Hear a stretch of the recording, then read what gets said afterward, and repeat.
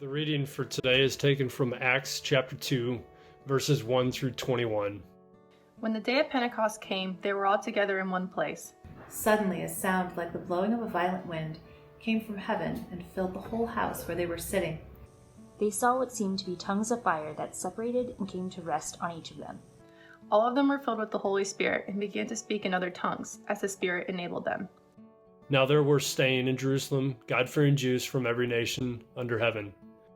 When they heard this sound, a crowd came together in bewilderment, because each one heard them speaking in his own language.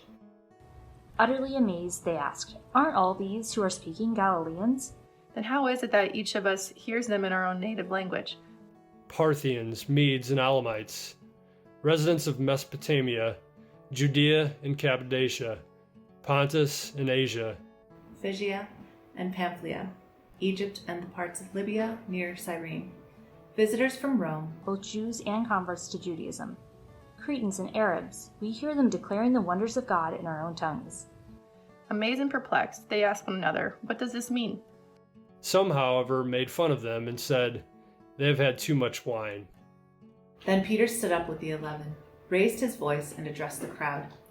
"Fellow Jews and all of you who live in Jerusalem, let me explain this to you. Listen carefully to what I say. These people are not drunk as you suppose. It's only 9 a.m. No, this is what was spoken by the prophet Joel. In the last days, God says, "I will pour out my spirit on all people. Your sons and daughters will prophesy. Your young men will see visions. Your old men will dream dreams." Even on my servants, both men and women, I will pour out my spirit in those days, and they will prophesy. I will show wonders in the heavens above and signs on the earth below, blood and fire and billows of smoke.